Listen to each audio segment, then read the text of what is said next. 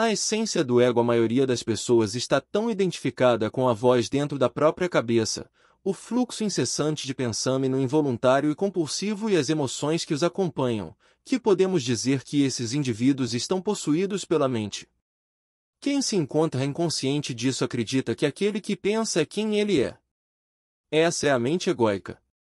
Chamo-a de egóica porque existe uma percepção do eu, do ego, em todos os pensamentos, lembranças, interpretações, opiniões, pontos de vista, reações, emoções.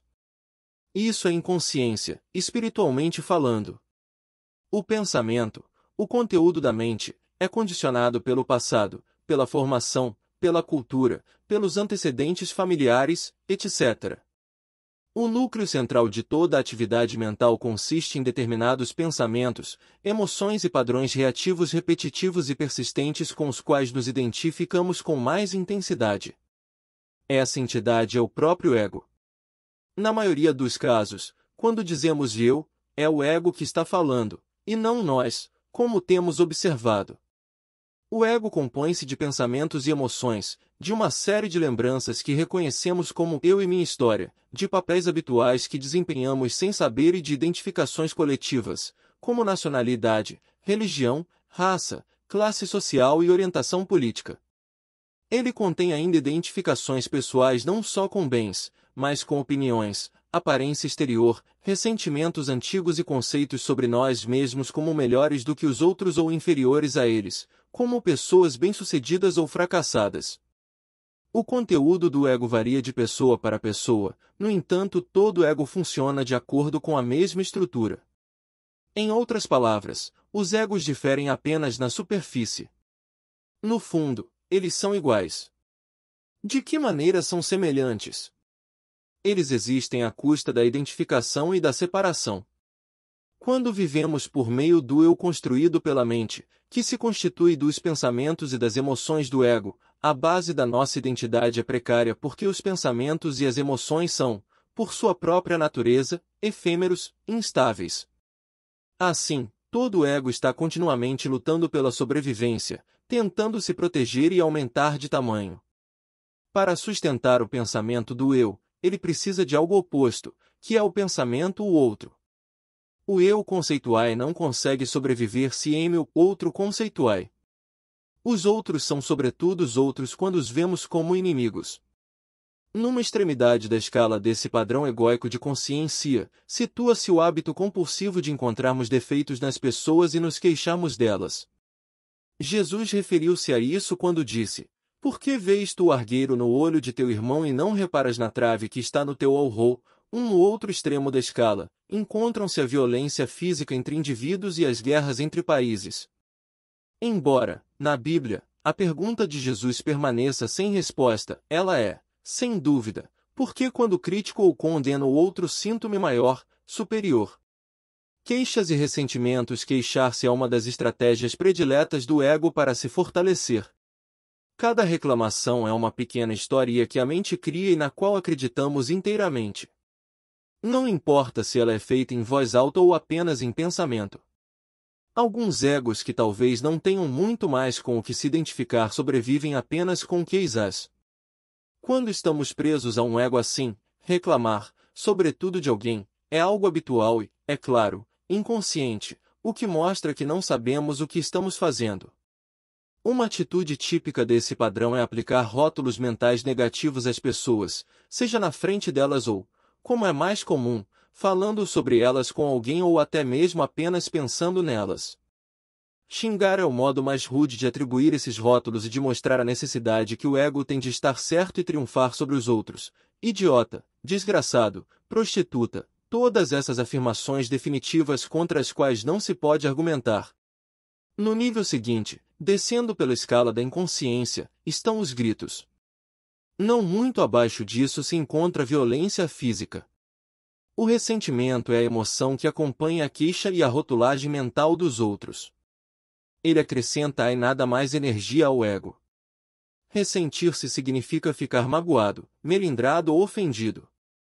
Costumamos nos sentir assim em relação à cobiça das pessoas, à sua desonestidade, à sua falta de integridade, ao que estão fazendo no presente, ao que fizeram no passado, ao que disseram, ao que deixaram de dizer, à atitude que deviam ou não ter tomado. O ego adora isso. Em vez de detectarmos a inconsciência nos outros, nós a transformamos em sua identidade. Quem é o responsável por isso? Nossa própria inconsciência, o ego. Algumas vezes, a falta que apontamos em alguém nem mesmo existe. Ela pode ser um erro total de interpretação, uma projeção feita por uma mente condicionada a ver inimigos e a se considerar sempre certa ou superior. Em outras ocasiões, a falta pode ter ocorrido, contudo, se nos concentrarmos nela, às vezes excluindo todo o resto, nós a tornamos maior do que é. E dessa maneira fortalecemos em nós mesmos aquilo a que reagimos no outro. Não reagir ao ego das pessoas é uma das maneiras mais eficazes de não só superarmos nosso próprio ego como também de dissolver o ego humano coletivo.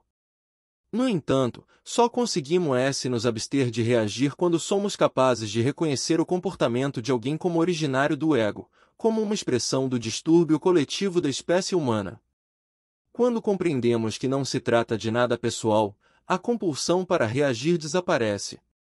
Não reagindo ao ego, muitas vezes podemos fazer aflorar a sanidade nos outros, que é a consciência não condicionada em oposição à consciência condicionada. Em determinadas ocasiões, talvez precisemos tomar providências práticas para nos proteger de pessoas profundamente inconscientes. Isso é algo que temos condições de fazer sem torná-las nossas inimigas. Nossa maior defesa, contudo, é sermos conscientes. Alguém passa a ser um inimigo quando personalizamos a inconsciência que é o ego. A não reação não é fraqueza, mas força. Outra palavra para não reação é perdão. Perdoar é ver além, ou melhor, é enxergar através de algo. E ver, através do ego, a sanidade que há em cada ser humano como sua essência. O ego adora reclamar e se ressente não só de pessoas como de situações. O que podemos fazer com alguém também conseguimos fazer com uma circunstância, transformá-la num inimigo. Os pontos implícitos são sempre: isso não deveria estar acontecendo, não quero estar aqui, estou agindo contra minha vontade, o tratamento que estou recebendo é injusto. E, é claro, o maior inimigo do ego acima de tudo isso é o momento presente, ou seja, a vida em si. Não confunda a queixa com a atitude de informar alguém de uma falha ou de uma deficiência para que elas possam ser sanadas. Além disso, abster-se de reclamar não corresponde necessariamente a tolerar algo de má qualidade nem um mau comportamento. Não há interferência do ego quando dizemos ao garçom que a comida está fria e precisa ser aquecida, desde que nos atenhamos aos fatos, que são sempre neutros. Como você se atreve a me servir uma sopa fria? Isso é se queixar.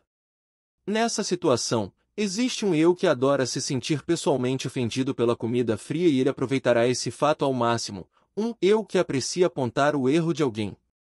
A reclamação a que me refiro está a serviço do ego, e não da mudança. Algumas vezes fica óbvio que o ego não deseja que algo se modifique para que possa continuar se queixando. Veja se você consegue capturar, ou melhor, perceber, a voz na sua cabeça, talvez no exato instante em que ela esteja reclamando de algo, e reconhecê-la pelo que ela é, a voz do ego, não mais do que um padrão mental condicionado, um pensamento. Sempre que a observar, compreenderá que você não é ela, e sim aquele que tem consciência dela. Na verdade, você é a consciência que está consciente da voz. Atrás, em segundo plano, está a consciência. À frente, se situa a voz, aquele que pensa. Dessa maneira você estará se libertando do ego, livra-nudo-se da mente não observada. No momento em que você se tornar consciente do ego, a rigor ele não será mais o ego, e sim um velho padrão mental condicionado. O ego implica inconsciência.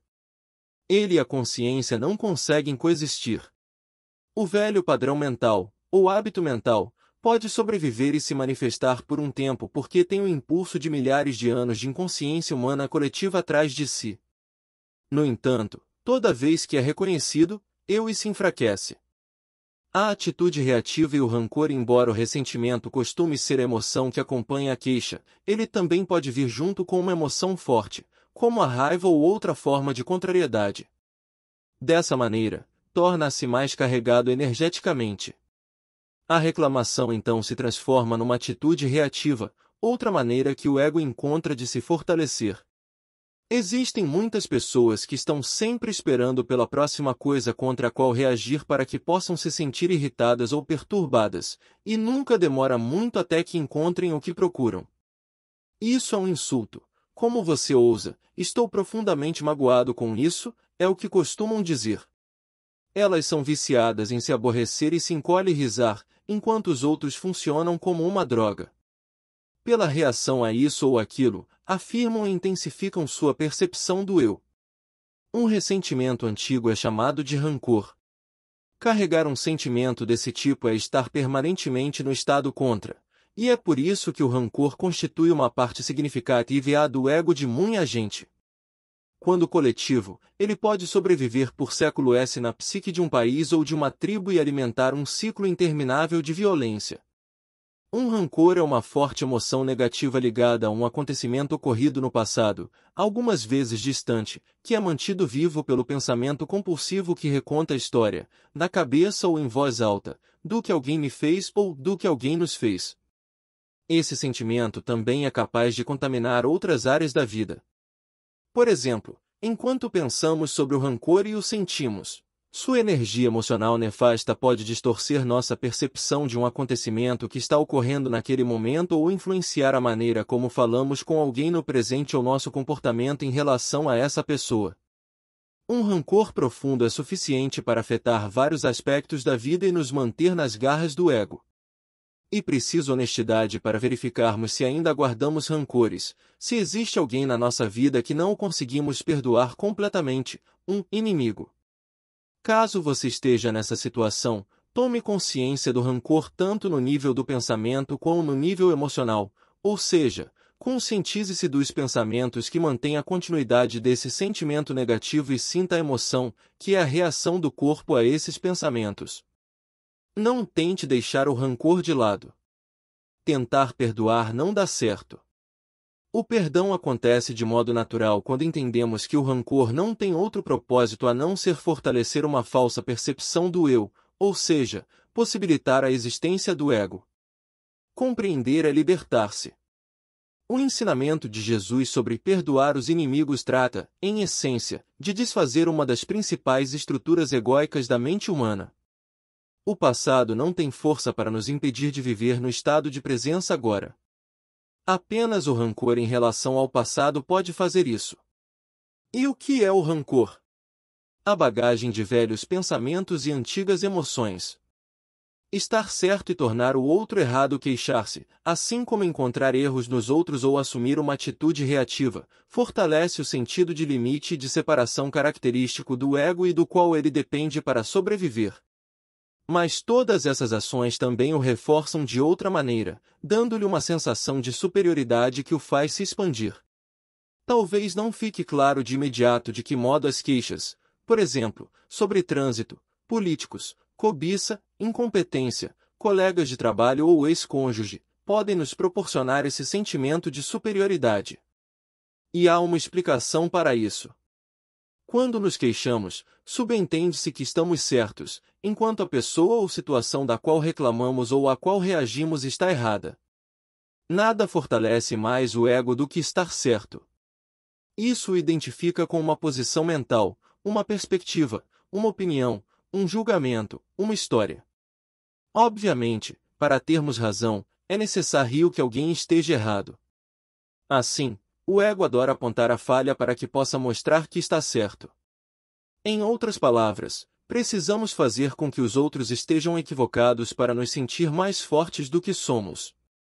Assim como uma pessoa, também uma situação pode ser considerada errada por meio de queixas e de algum tipo de reação, atitudes que sempre deixam subentendida a ideia: isso não deveria estar acontecendo. Estarmos certos nos coloca numa posição de superioridade moral imaginada em relação à pessoa ou à situação que está sendo julgada. E esse sentimento de superioridade que o ego adora e por meio do qual se destaca. Em defesa de uma ilusão, vamos considerar os fatos, que são inquestionáveis. Por exemplo, se você disser que a luz se desloca mais rápido do que o som e alguém afirmar o contrário, é óbvio que você está certo e a pessoa, errada. A simples observação de que o raio precede o trovão confirma isso. Portanto, você não apenas está certo como sabe que tem razão. Será que o ego está envolvido nisso? Talvez, mas não necessariamente. Se você está apenas afirmando algo que sabe estar correto, não há participação do ego, porque não há identificação. Identificação com o quê? Com a mente, com uma posição mental. Porém, essa identificação pode se insinuar com a maior facilidade. Se você se surpreender dizendo acredite em mim, eu sei, ou por que você nunca acredita em mim, é porque o ego já se pronunciou. Ele se esconde na palavra em mim. Uma simples afirmação, a luz é mais rápida do que o som, embora verdadeira, agora está a serviço da ilusão, do ego. Ela foi contaminada com um falso sentimento de eu, tornou-se personalizada, convertida numa posição mental. O eu sente-se inferiorizado ou ofendido porque alguém não acredita no que ele disse. O ego leva tudo para o lado peço Alameda surge a emoção assim como a atitude defensiva talvez até a agressão. Estamos defendendo a verdade? Não, a verdade nunca precisa de defesa. Nem a luz nem o som se importam com o que eu, você ou qualquer outra pessoa pense. Estamos protegendo a nós mesmos ou então a ilusão de nós mesmos, o substituto produzido pela mente. Seria ainda mais apropriado dizer que a ilusão está resguardando a si mesma. Se até o terreno simples e direto dos fatos está sujeito à distorção e à ilusão egóica, o que dizer do menos tangível campo das opiniões, pontos de vista e julgamentos, todos eles formas de pensamento que podem facilmente adquirir um sentimento de eu. Todo ego confunde opiniões e pontos de vista com fatos. Além disso, nenhum ego consegue estabelecer a diferença entre um acontecimento e sua reação a ele. O ego é sempre um mestre da percepção seletiva e da interpretação distorcida. Apenas por meio da consciência, e não do pensamento, somos capazes de diferenciar entre fato e opinião. Somente por intermédio da consciência uma pessoa consegue ver o seguinte: esta é a situação e aqui está a raiva que sinto dela. Depois, compreende que existem outras formas de abordar aquela circunstância e maneiras diferentes de entendê-la e de lidar com ela. Só com o uso da consciência conseguimos ver a totalidade da situação ou da pessoa em vez de adotarmos um ponto de vista limitado. Verdade, relativa ou absoluta? Fora do terreno dos fatos simples e verificáveis, a certeza, estou certo e você errado, é perigosa para os relacionamentos pessoais, bem como para as interações entre países, tribos, religiões, e assim por diante. No entanto, se o fato de sustentarmos que estamos certos e os outros errados é uma das maneiras que o ego tem de se sentir fortalecido, se é um distúrbio mental que perpetua a separação e o conflito entre os seres humanos, isso significa que não existem comportamentos, atos de incrédulos certos ou errados. E não seria isso relativismo, a crença de que não existe uma verdade absoluta para guiar o comportamento humano, que alguns ensinamentos cristãos contemporâneos consideram o grande mal da nossa época. A história do cristianismo é um exemplo básico de como a crença de que estamos na isolada posição de detentores da verdade, ou seja, certos, pode corromper nossas ações e nossos comportamentos ao ponto da insanidade. Durante séculos, torturar e queimar pessoas vivas, caso sua opinião divergisse até mesmo da forma mais superficial da doutrina da Igreja ou de interpretações estreitas das Escrituras, a verdade, eram consideradas atitudes corretas porque as vítimas estavam erradas. Elas estavam tão equivocadas que precisavam ser mortas. A verdade tinha mais importância do que a vida humana. E o que era verdade? Uma história em que todos tinham de acreditar, ou seja, um punhado de pensamentos. No grupo de 1 milhão de pessoas que Pol Pot, o ex-ditador do Camboja, mandou matar encontravam-se todos os que usavam óculos. Por quê? Porque, para ele, a interpretação marxista da história era a verdade absoluta, E, de acordo com sua versão da verdade, aqueles que usavam óculos pertenciam à classe instruída, eram os burgueses, os exploradores dos camponeses. Eles precisavam ser eliminados para dar espaço a uma nova ordem social. A verdade dele era também um punhado de pensamentos. A Igreja Católica e outras religiões estão certas quando apontam o relativismo como um dos demônios do nosso tempo. No entanto, não encontraremos a verdade absoluta se a procurarmos onde ela não está, em doutrinas, ideologias, conjuntos de leis ou histórias. O que todas essas coisas têm em comum? Elas se constituem de pensamentos. Na melhor das hipóteses, o pensamento indica a verdade, contudo nunca a verdade. É por isso que os budistas dizem que o Didu apontando para a lua não é a lua. Todas as religiões podem ser falsas e verdadeiras, dependendo de como as usamos. Cabe a nós colocá-las a serviço do ego ou da verdade. Se acreditamos que apenas nossa religião é a verdade, nós a estamos utilizando em prol do ego. Empregado dessa maneira, o credo torna-se uma ideologia e cria uma sensação ilusória de superioridade SM como de divisão e conflito entre as pessoas. Quando trabalham para a verdade, os ensinamentos religiosos representam pontos de sinalização ou mapas que pessoas conscientes deixam no caminho para nos ajudar a despertar espiritualmente, isto é, a nos tornarmos livres da identificação com a forma. Existe apenas uma verdade absoluta, e todas as outras verdades emanam dela. Quando a encontramos, nossas ações acontecem em sintonia com ela. A ação humana pode refletir a verdade ou a ilusão. Será que é possível colocar a verdade em palavras? Sim, porém as palavras não são a verdade. Elas apenas a indicam. A verdade é inseparável de quem nós somos. Sim, você é a verdade. Sempre que a procurar em outro lugar, acabará decepcionado. O próprio ser que é você é a verdade. Jesus tentou mostrar isso quando disse, eu sou o caminho, a verdade e a vida.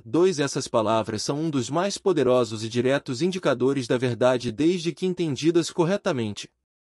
Se mal interpretadas, tornam-se um grande obstáculo. Jesus fala do ser mais interior, da essência da identidade de cada homem ou mulher na verdade, de toda forma de vida. Ele se refere à vida que nós somos. Alguns místicos cristãos chamam isso de o Cristo interior, os budistas o denominam natureza de Buda, para os hinduístas, é o Atman, a essência divina. Quando entramos em contato com essa dimensão que trazem-os dentro de nós, isso é nosso estado natural, e não uma conquista milagrosa. Todas as ações que praticamos e os relacionamentos que estabelecemos refletem o estado de unificação com a vida única que sentimos em nosso interior. Isso é amor. Leis, mandamentos, normas e regulamentos são necessários para aqueles que estão separados de quem eles são, da sua verdade interna. Essas regras destinam-se a evitar os piores excessos do ego, porém, em geral, não são capazes sequer de fazer isso. Ame e faça o que quiser, disse Santo Agostinho. As palavras não conseguem chegar mais perto da verdade do que isso. O ego não é pessoal num nível coletivo. O modelo mental estamos certos e eles estão errados está particularmente entrincheirado naqueles lugares do mundo onde o conflito entre dois lados, que podem ser países, raças, tribos, religiões ou ideologias, é muito antigo, extremo e endêmico. Ambos estão igualmente identificados com sua própria perspectiva, sua própria história, isto é, com o pensamento. Os dois são incapazes de perceber que outra perspectiva, outra história, possa existir e também ser válida. O escritor israelense Y. Halevi fala da possibilidade de conciliar uma narrativa competitiva. 3 No entanto, em muitos pontos do globo, as pessoas ainda não são capazes de fazer isso ou não querem agir assim. As duas partes julgam-se detentoras da verdade. Cada uma delas se considera vítima e classifica o outro como o mal. Como o conceitualizam e o desumanizam, vendo-o como inimigo, são capazes de matá-lo e infligir-lhe todo tipo de violência, ainda que se trate de crianças, sem sentir sua humanidade e seu sofrimento. Ficam aprisionados numa espiral insana de cometer atos terríveis e sofrer o revide, ação e reação.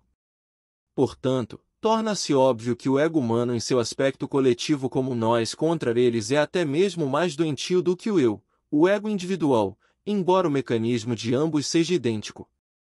A maior parte da violência que os seres humanos infligiram a si mesmos não foi obra de criminosos nem de indivíduos mentalmente perturbados, mas de cidadãos normais, respeitáveis, a serviço do ego coletivo. Alguém poderia até dizer que, neste planeta, normal equivale a louco. O que se encontra na raiz dessa insanidade? A completa identificação com o pensamento e a emoção, isto é, o ego. A cobiça, o egoísmo, a exploração, a crueldade e a violência ainda são dominantes em todas as partes do mundo. Quando não reconhecemos esses elementos como manifestações individuais e coletivas de um distúrbio básico ou de uma doença mental, caímos no erro de personalizá-los. Construímos uma identidade conceitual para um indivíduo ou grupo e dizemos, é isto que ele é. É isto que eles são. Sempre que confundimos o ego que detectamos em alguém com sua identidade, isso é obra do nosso próprio ego, que usa essa interpretação errônea para se fortalecer mostrando que está certo e que, portanto, é superior. Ele também faz isso reagindo com condenação, indignação e, geralmente, raiva em relação ao inimigo percebido. Tudo isso lhe proporciona imensa satisfação. Fortalece a sensação de separação entre nós e o outro, cuja alteridade, isto é, a natureza ou condição do que é outro, do que é distinto, aumenta a tal ponto que já não conseguimos sentir sua humanidade nem suas raízes na vida única que compartilhamos com cada ser humano, a divindade que temos em comum. Os padrões egóicos específicos a que reagimos com mais intensidade em alguém e que classificamos erroneamente como sua identidade tendem a ser idênticos aos nossos, no entanto, ou somos incapazes de vê-los ou não queremos detectá-los em nós. Nesse sentido, temos muito a aprender com nossos inimigos. O que existe neles que mais nos incomoda ou perturba? O egoísmo? A cobiça? A necessidade de poder e controle? A falta de sinceridade, a desonestidade, a propensão à violência, o quê? Qualquer coisa da qual nos ressentimos no outro e à qual reagimos com intensidade também existe em nós. Mas não é mais do que uma forma do ego e, como tal, é impessoal. Ela não tem nada a ver com quem a pessoa é nem com quem nós somos. Somente se a confundirmos com nossa identidade ela pode representar uma ameaça à nossa percepção do eu. A guerra é um modelo mental em determinados casos, precisamos nos proteger ou defender uma pessoa dos atos prejudiciais de alguém. No entanto, temos que ter cuidado para não transformar isso numa missão de erradicação do mal, uma vez que, provavelmente, nos converteremos na própria coisa que estamos combatendo. Lutar de modo inconsciente pode nos levar à inconsciência. Há a possibilidade de que a inconsciência, o comportamento egóico desajustado, nunca seja vencida pelo ataque. Mesmo se derrotarmos o oponente, ela simplesmente se transferirá para nós ou esse adversário reaparecerá num novo disfarce. Nós fortalecemos tudo aquilo que combatemos, enquanto todas as coisas a que resistimos persistem. Hoje em dia ouvimos com frequência a expressão a guerra contra isso ou aquilo. Onde quer que eu a ouça, sei que está condenada ao fracasso. Há a guerra contra as drogas, a guerra contra o crime, a guerra contra o terrorismo, a guerra contra o câncer, a guerra contra a pobreza, e assim por diante.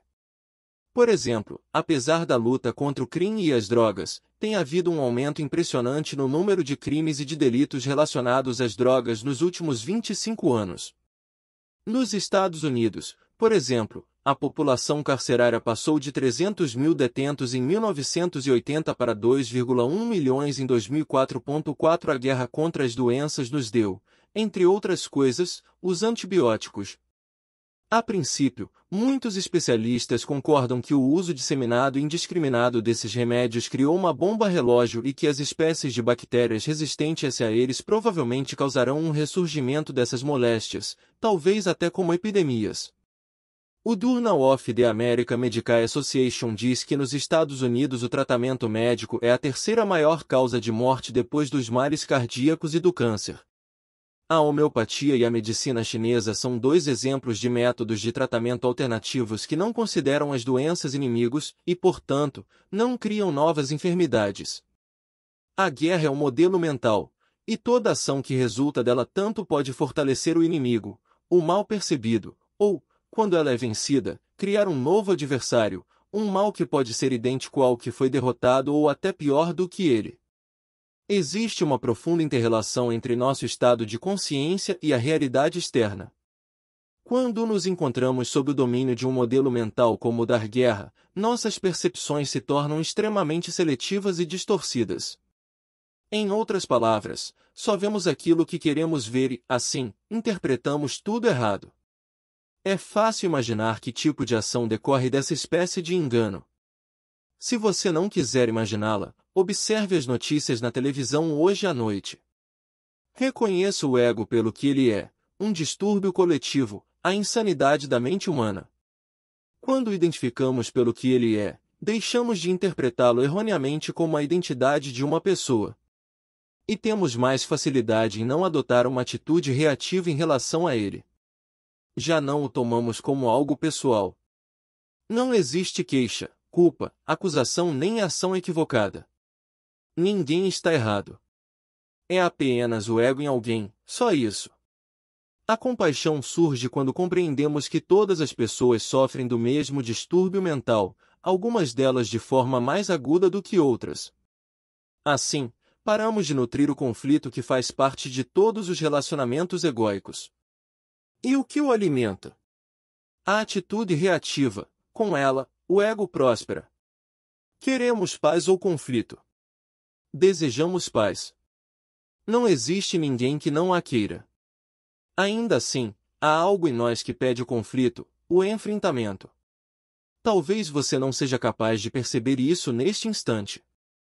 Pode ser que tenha que esperar por uma situação ou até mesmo por um pensamento que dispare uma reação de sua parte, alguém que o acuse de algo, que não o reconheça, que se intrometa no seu território, que questione sua maneira de fazer as coisas, que provoque uma discussão sobre dinheiro, etc. Diante de uma circunstância desse tipo, você consegue sentir o imenso impulso de força que começa a atravessá-lo, o medo, que talvez esteja sendo mascarado por raiva ou hostilidade. É capaz de ouvir sua própria voz se tornando áspera, estridente? Tem consciência de que sua mente está correndo para defender a posição dela, justificar, atacar, condenar? Em outras palavras, tem capacidade de despertar nesse momento de inconsciência? Sente que algo em você está em guerra, alguma coisa que se vê ameaçada e quer sobreviver a todo custo, que precisa do confronto para afirmar a própria identidade como o personagem vitorioso dentro dessa produção teatral. Consegue sentir que existe algo em você que preferiria estar certo a estar em paz? Além do ego, nossa verdadeira identidade quando o ego está em guerra, saiba que isso não passa de uma ilusão que está lutando para sobreviver. Essa ilusão pensa ser nós. A princípio, não é fácil estarmos lá como testemunhas, no estado de presença, sobretudo quando o ego se encontra nessa situação ou quando um padrão emocional do passado é ativado. No entanto, depois que sentimos o gosto dessa experiência, nosso poder de atingir o estado de presença começa a crescer e o ego perde o domínio que tem sobre nós. E, assim, chega à nossa vida um poder que é muito maior do que o ego, maior do que a mente. Tudo de que precisamos para nos livrar do ego é estarmos conscientes dele, uma vez que ele e a consciência são incompatíveis. A consciência é o poder oculto dentro do momento presente. É por isso que podemos chamá-la de presença. O propósito supremo da existência humana, isto é, de cada um de nós, é trazer esse poder ao mundo. E é também por isso que nossa libertação do ego não pode ser transformada numa meta a ser atingida em algum ponto no futuro. Somente a presença é capaz de nos libertar dele, pois só podemos estar presentes agora, e não ontem nem amanhã. Apenas ela consegue desfazer o passado em nós e assim transformar nosso estado de consciência. O que é a compreensão da espiritualidade? A crença de que somos espíritos? Não, isso é um pensamento. De fato, ele está um pouco mais próximo da verdade do que a ideia de que somos a pessoa descrita na nossa certidão de nascimento, mas, ainda assim, é um pensamento. A compreensão da espiritualidade é ver com clareza que o que nós percebemos, vivenciamos, pensamos ou sentimos não é, em última análise, quem somos, que não podemos nos encontrar em todas essas coisas, que são transitórias e se acabam continuamente. E provável que Buda tenha sido o primeiro ser humano a entender isso, e dessa maneira nata, a noção do não-eu, se tornou um dos pontos centrais dos seus ensinamentos. E, quando Jesus disse negue-se a si mesmo, sua intenção era afirmar, negue, e assim desfaça, a ilusão do eu. Se o eu, o ego, fosse de fato quem somos, seria um absurdo negá-lo. O que permanece é a luz da consciência, sob a qual percepções, sensações, pensamentos e sentimentos se vêm e vão. Isso é o ser, o mais profundo e verdadeiro eu. Quando sabemos que somos isso, qualquer coisa que ocorra na nossa vida deixa de ter importância absoluta para adquirir importância apenas relativa. Respeitamos os acontecimentos, mas eles perdem sua seriedade plena, seu peso. A única coisa que faz diferença realmente é isto: podemos sentir nosso ser essencial, o eu sou, como o pano de fundo da nossa vida o tempo todo. Para ser mais exato, conseguimos sentir o eu sou o que somos neste momento? Somos capazes de sentir nossa identidade essencial como consciência propriamente dita? Ou estamos nos perdendo no que acontece, na mente, no mundo? Todas as estruturas são instáveis, seja qual for a forma que assuma, a motivação inconsciente por trás do ego é fortalecer a imagem de quem nós pensamos que somos, o eu fantasma que passa a existir quando o pensamento, uma enorme bênção, assim como uma grande maldição, começa a dominar e a obscurecer a simples, e ainda assim profunda, alegria da conectividade com o ser, a origem, Deus.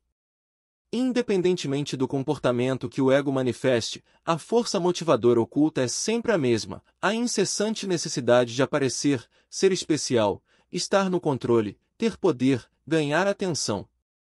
E, é claro, a necessidade de experimentar uma sensação de isolamento, ou seja, de oposição, de ter inimigos. O ego sempre quer alguma coisa das pessoas ou das situações. No caso dele há sempre um plano oculto, um sentimento de ainda não é o bastante, de insuficiência e falta, que precisa ser atendido. Ele usa as pessoas e situações para conseguir o que deseja, até mesmo quando é bem-sucedido, nunca fica satisfeito por muito tempo. Em geral, vive frustrado com seus objetivos. Na maior parte do tempo, a lacuna entre o eu quero e o que acontece torna-se uma fonte constante de aborrecimento e angústia. A clássica canção dos Rolling Stones, "I Can't Get No Satisfaction", não consigo ter satisfação, é sua música. A emoção subjacente que governa todas as atividades do ego é o medo. O medo de não ser ninguém, o medo da não existência, o medo da morte. Todas as suas ações, enfim, destinam-se a eliminar esse temor. No entanto, o máximo que o ego consegue fazer é encobri-lo temporariamente, seja com um relacionamento íntimo, a aquisição de um novo bem ou tendo um bom desempenho numa coisa ou noutra. A ilusão nunca nos satisfaz. Apenas a verdade de quem nós somos, se compreendida, nos libertará. Por que o medo? Porque o ego surge pela identificação com a forma e, na verdade, ele sabe que nenhuma forma é permanente, que todas elas são transitórias. Assim, há sempre um sentimento de insegurança ao seu redor, mesmo que externamente ele pareça confiante. Certa vez, quando eu caminhava com um amigo numa linda reserva natural próxima a Malibu, na Califórnia, chegamos às ruínas do que fora uma casa de campo, destruída pelo fogo décadas atrás. Ao nos aproximarmos da propriedade, toda cercada de árvores e de plantas magníficas, vimos, ao lado da trilha, uma placa que as autoridades do parque haviam colocado ali. Nela estava escrito: perigo. Todas as estruturas são instáveis. Comentei com meu amigo: este é um sutra profundo. E ficamos parados, impressionados. Depois que compreendemos e aceitamos que todas as estruturas, formas, são efêmeras, até mesmo os materiais aparentemente sólidos, a paz surge dentro de nós. Isso acontece porque o reconhecimento da impermanência de todas as formas nos desperta para a dimensão do que não tem forma no nosso interior, o que está além da morte. Jesus chamou isso de vida eterna. A necessidade do ego de se sentir superior. Existem muitas formas sutis de ego que, mesmo sendo tênues, podemos observar com facilidade nas pessoas, e mais importante, em nós. Lembre-se, no momento em que nos tornamos conscientes do nosso ego, essa consciência emergente é quem somos além do ego, o eu profundo. O reconhecimento do falso já é o surgimento do real. Por exemplo, imagine que você está prestes a contar uma novidade a alguém. Já sabe o que aconteceu? Não? Vou lhe dizer. Se estiver alerta o suficiente, no pleno estado de presença, será capaz de detectar um rápido sentimento de satisfação dentro de si imediatamente antes de dar a notícia, até mesmo se ela for má. Isso ocorre porque, por um breve momento, existe, aos olhos do ego, um desequilíbrio a seu favor na relação entre você e a outra pessoa. Durante esse instante, você sabe mais do que ela. Essa satisfação provém do ego e ela surge porque sua percepção do eu é mais forte em comparação com a outra pessoa. Ainda que o interlocutor seja o presidente ou o papa, você se sente superior a ele naquele momento porque sabe mais. Esse é um dos motivos que fazem com que muita gente se vicie em fofoca. Além disso, a fofoca costuma carregar um elemento de crítica e julgamento malicioso dos outros. Dessa forma, também fortalece o ego por meio da superioridade moral imaginada, que fica implícita em toda apreciação negativa que fazemos de alguém. Se uma pessoa tem mais, sabe mais ou pode fazer mais do que nós, o ego se sente ameaçado porque o sentimento de menos diminui sua percepção imaginada do eu em relação a ela. Assim, ele pode tentar se recuperar procurando, de algum modo, criticar, reduzir ou menosprezar o valor das capacidades, dos bens ou dos conhecimentos desse indivíduo. Ou pode mudar de estratégia, em vez de competir, vai se valorizar por meio da associação com essa pessoa, caso ela seja considerada importante aos olhos dos outros. Ego e fama. O fenômeno bem conhecido de citar nomes, a menção casual de pessoas que conhecemos, faz parte da estratégia do ego para ganhar uma identidade superior aos olhos dos outros e, portanto, aos seus próprios olhos mediante a associação com alguém importante. O mal de ser famoso é que a verdadeira identidade do indivíduo torna-se totalmente obscurecida por uma imagem mental coletiva. A maioria das pessoas que se aproxima de alguém célebre quer melhorar a própria identidade, a imagem mental de quem elas são, por meio dessa associação. Talvez elas até ignorem o fato de que não estão interessadas no indivíduo famoso, e sim apenas em fortalecer sua percepção ficcional do eu. Acreditam que, por meio dele, podem ser mais. Tentam se completar por intermédio de ele ou da sua imagem mental como alguém de renome, uma identidade conceitual e coletiva inquestionável. A supervalorização absurda da fama é simplesmente uma das muitas manifestações da loucura egóica do nosso mundo. Algumas celebridades caem no mesmo erro e se identificam com a ficção coletiva, isto é, com a imagem que as pessoas e a mídia criaram delas, e começam a se considerar de fato superiores aos réis mortais. O resultado disso é que elas se tornam cada vez mais alienadas de si mesmas e dos outros, mais infelizes e mais dependentes da continuidade da sua popularidade. Cercadas apenas por pessoas que se aumentam da sua autoimagem inflada, mostram-se incapazes de estabelecer relacionamentos verdadeiros. Albert Einstein, que foi admirado quase como sobre-humano e acabou se tornando uma das pessoas mais famosas do planeta, nunca se identificou com a imagem que a mente coletiva criou dele. Permaneceu humilde, sem ego. E chegou a dizer o seguinte: uma contradição grotesca entre o que as pessoas consideram ser minhas conquistas e habilidades e a realidade de quem eu sou e do que sou capaz.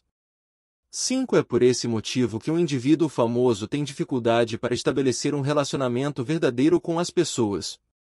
Uma relação autêntica é aquela que não é dominada pelo ego, que está sempre voltada para a construção da sua imagem e para a busca do eu.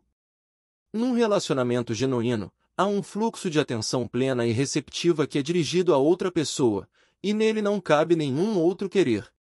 Essa atenção plena é a presença, o pré-requisito para todo relacionamento autêntico. O ego age sempre da seguinte forma: ou quer alguma coisa ou, se acredita que não existe nada para obter do outro, assume um estado de profunda indiferença e não se preocupa com ele. Assim, os três estados predominantes dos relacionamentos egóicos são o querer insatisfeito, raiva, ressentimento, acusação, queixa, e a indiferença.